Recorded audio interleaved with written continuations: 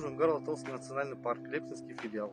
В предновогодний период установлен контрольно-пропускной пункт по охране хвойных насаждений. Призываю жителей, гостей национального парка соблюдать природоохранное законодательство. Я являюсь директором Лепсинского филиала Жунгар-Алтайского национального природного парка.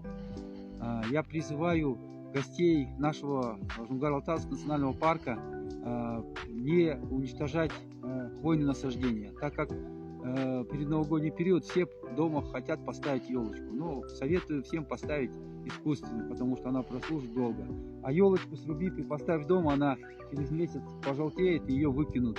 Будет очень жалко. А для того, чтобы вырастить такую вот красавицу, необходимо 12-15 лет большого труда.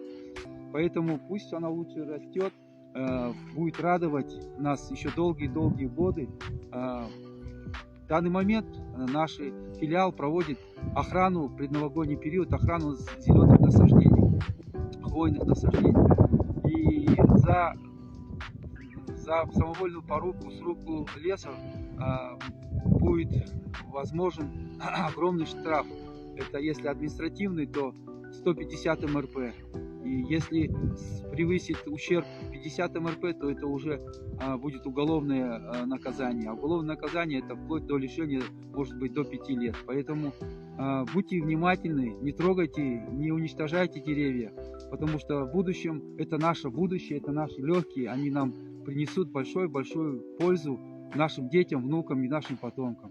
Бережем нашу природу и будем радоваться вот такими красивыми такими деревьями, лесами. И я вас поздравляю с наступающим Новым годом. Сбережем вместе нашу природу.